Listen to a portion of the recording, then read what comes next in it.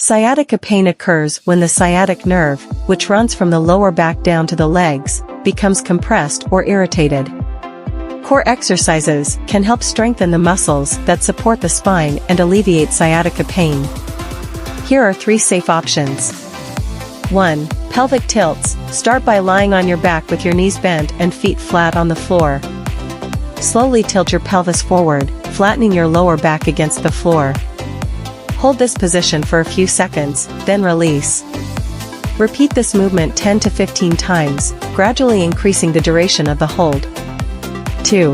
Bird dog. Begin on all fours with your hands directly under your shoulders and knees under your hips. Extend your right arm forward while simultaneously extending your left leg backward. Keep your core engaged to maintain balance. Hold this position for a few seconds, then switch sides. Repeat the movement 10 to 15 times on each side. 3. Bridge pose. Lie on your back with your knees bent and feet flat on the floor, hip-width apart. Engage your core and lift your hips off the ground, creating a straight line from your knees to your shoulders. Hold this position for a few seconds, then lower your hips back down. Repeat the movement 10 to 15 times. Remember to start with gentle movements and gradually increase the intensity as your pain allows.